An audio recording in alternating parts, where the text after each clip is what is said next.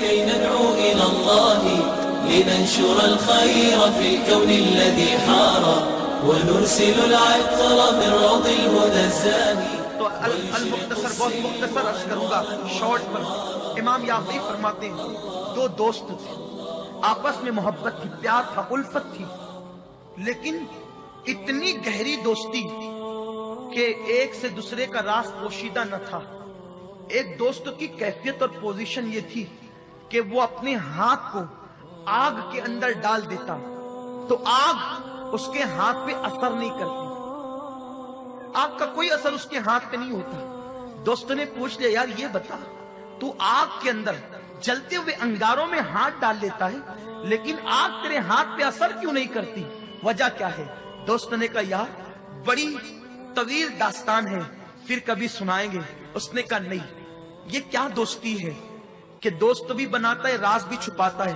دوست تو وہ نہیں ہوتا جس سے راز چھپتے ہیں، دوست تو وہ ہوتا ہے جس کے سامنے کوئی راز ہی نہیں رہتا. بتانا بھائی کیا بات ہے؟ تو اس نے بتایا دیکھ تجھے معلوم ہے کہ میں مالدار ہوں، میں پہلے بھی مالدار تھا، میرا باپ بھی مالدار تھا.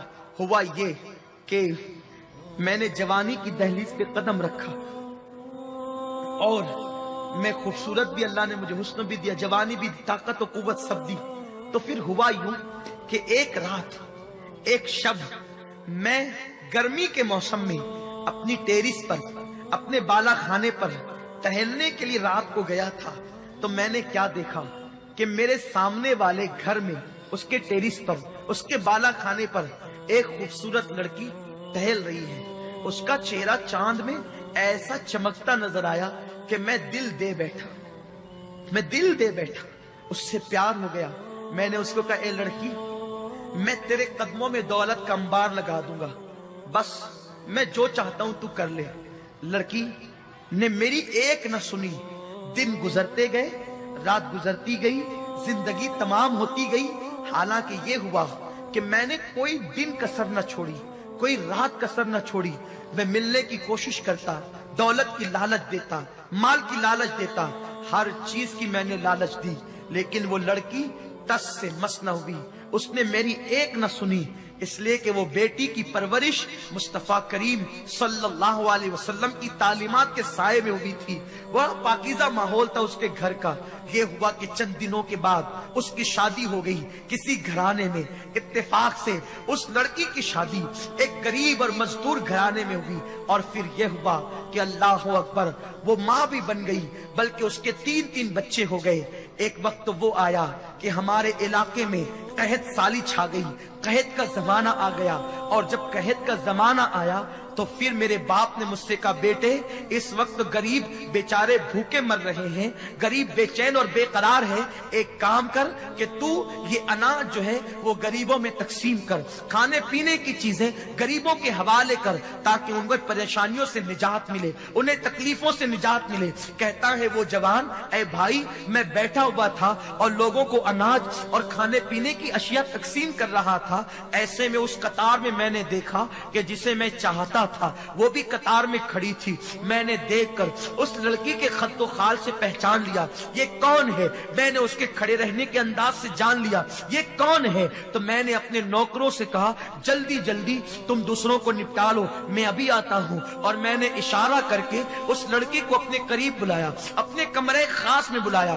بلانے کے بعد کہا اے لڑکی یہ بتا تو کیوں آئی ہے؟ اس نے کہا اے نوجوان میرے 3 بچے ہیں، آخر میں ماں ہوں اور میں بھوک کی وجہ سے میرے بچوں کی بھوک دیکھ نہیں سکتی، میرے بچے بھوک سے بلک رہے ہیں. تجھے معلوم ہے ہر غریب اور مزدور امیروں کے دروازے پہ بھیک مانگ رہا ہے. میرے بچوں کا تڑپنا مجھ سے دیکھا نہیں گیا، میرے بچوں کا بلکنا مجھ سے دیکھا نہیں گیا. میں تیرے دروازے پر آ گئی ہوں، خدارا میری کچھ مدد کر دے، میرے بچوں کے لیے غذا کا انتظام کر دے، میں تجھے بہت دعا دوں گی. اس نوجوان نے کہا میرے دل میں خیال آیا آج आज ये मजबूर होकर के आई है, मैं इसकी मजबूरी का भरपूर फायदा उठाऊंगा।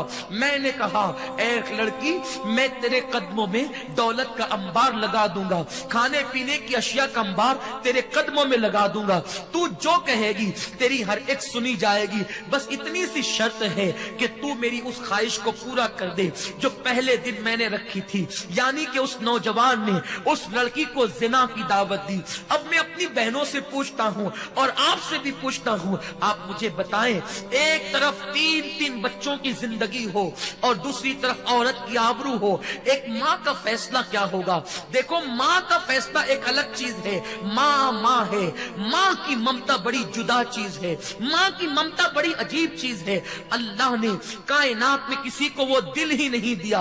अल्लाह ने जो दिल माँ को अता किया है, माँ वो है जो 9 महीने पेट में रखती है, माँ वो है जो 2 साल तक के अपना खूने जिगर पिलाकर, अपने बच्चों को दूध पिलाकर उन्हें खड़े होने के काबिल बनाती है। तो माँ थी, माँ। 3 बच्चों की जान एक तरफ है। अब ममता समझ में आ गई होगी, ये इशारा, मेरा उन्वान माँ नहीं है, इशारा दे रहा हूं। उसने कहा, जिना कर मेरे साथ, वरना सुन ले, सबको सब मिलेगा, तुझे कुछ नहीं मिलेगा। उसने कहा, अल्लाह से डर, अल्लाह ने तुझे दौलत दी है, जिना मत कर, लज्जत के लिए गुनाह मत कर, लज्जत चली जाएगी, गुनाह बाकी रह जाएगा। उसने कहा, या जिना कर या चली जा। पलटी, मुख्तसर ये, जब पलटी तो बच्चों ने कहा, मां भूख लगी। उसने तसल्ली दी, फिर बच्चों की तड़प देख न सकी, फिर पलटी, फिर आई तो कहा, खुदा के लिए रहम कर, बहुत दुआ दूंगी, रहम कर। उसने कहा, मैंने कह दिया ना, या मेरी ख्वाहिश पूरी कर, मदद नहीं होगी। वो सोचता था कि ये माँ है, ममता की मारी है, ये जो है वो आखिर समझौता कर लेगी अपनी फिक्र से। लेकिन वो क्या औरतें थी, ममता अपनी जगह है, लेकिन गैरत उससे बढ़कर उनके पास थी, हया उससे बढ़कर उनके पास थी। जब फिर लौटी तीसरी बार, तो बच्चों में से किसी ने कहा, माँ या तो हमारा गला घोंट कर मार डाल, या हमारे खाने का इंतजाम कर। ये जुमले नश्तर की तरह, तीर की तरह दिल पर पड़े। और फिर उसके बाद उसने सोचा, चलो जिना कर लेते हैं, बाद में तौबा कर लेंगे। बस ये सोचकर चली और कमरे में गई इस नीयत के साथ कि बच्चों की जिंदगी तो बच जाएगी ना। खड़ी हुई तो कहा, खुदा के लिए रहम कर। उसने कहा, मैंने कह दिया ना, तू मेरी ख्वाहिश पूरी कर दे, हर ख्वाहिश में तेरी पूरी कर दूंगा। जैसे ही मुंह से जुमला निकलने वाला था कि ठीक है मैं तैयार हूं, दिल के अंदर का खौफ खुदा उसके जमीर को झंझोड़ता है और उसके ज़हन में एक बात आती है कि रसूलुल्लाह का फरमान है, जो अल्लाह से डर कर गुनाह छोड़ दे, अल्लाह उसे ऐसी जगह से रोजी देता है जहां उसका गुमान भी नहीं जाता। और फिर क्या जरूरी है कि बच्चों को गिजा मिल जाएगी तो वो नहीं मरेंगे? भूखा ही मरता है, कोई जरूरी नहीं है, पेट भर खाने वाला भी तो मर जाता है। तो उसने कहा, ए नौजवान सुन ले, अपने एक एक बच्चे को तड़प तड़प कर मरता तो देख लूंगी, लेकिन कभी अपनी अल्लाह की नाफरमानी नहीं करूंगी, दामने गैरत पर कभी जिना का धब्बा लगने नहीं दूंगी, और अब की बात मैं वापस भी नहीं आऊंगी। ये कहकर के पलटी है और सुन्नते फातिमी घर जाकर यूं अदा करती, बेटो इंतजार करो, अभी खाना आता है। मुसल्ला बिछाया, पेशानी को सजदे में रखा, अल्लाह तूने चोंच दिया है, तू दाना भी देगा, मेरे करीम मेरे बच्चों के लिए खाने का इंतजाम कर दे। जुमले मुकम्मल न हुए थे, दरवाजे पे दस्तक हुई, सर उठा करके दरवाजा खोला, वो जवान खड़ा था, उसके साथ और भी उसके नौकर थे। लड़की ने गरज कर पूछा, अब क्यों आया है? कहा, मुझे माफ कर दे, जब तू गरीब होकर अल्लाह से इतना डरती है, زنا نہیں کرتی، برائی نہیں کرتی، مجھے مالدار ہو کر اللہ سے کتنا ڈرنا چاہیے۔ آج کے بعد میرا دل بدل چکا ہے، اب تو کیا، میں کسی عورت کو بری نظر سے نہیں دیکھوں گا۔ میری بہن لے اور یہ تحفہ قبول کر لے، آج کے بعد میں تجھے بہن کہتا ہوں۔ لڑکی نے کہا رک جا، پھر سجدہ کیا شکر کا اور دعا کی، اللہ اگر یہ اپنے قول میں سچا ہے تو اس پر دنیا کی اور جہنم کی دونوں آگ کو حرام کر دے۔ وہ جوان اپنے دوست سے کہتا ہے اللہ سے ڈرنے والی اس لڑکی کی دعا کا اثر ہے کہ میں دنیا کی آگ میں ہاتھ ڈالتا ہوں تو آگ میرے ہاتھ پہ اثر نہیں کرتی، امید ہے کہ جہنم کی آگ بھی مجھ پہ اثر نہیں کرے گی۔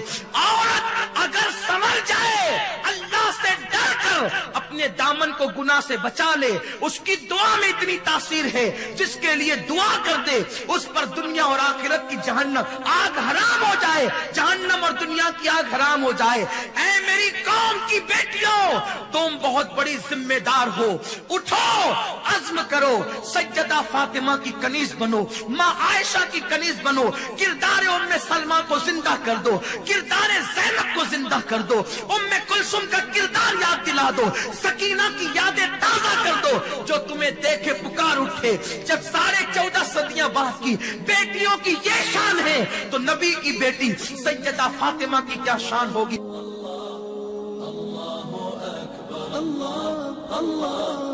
اللہ اکبر، لا الہ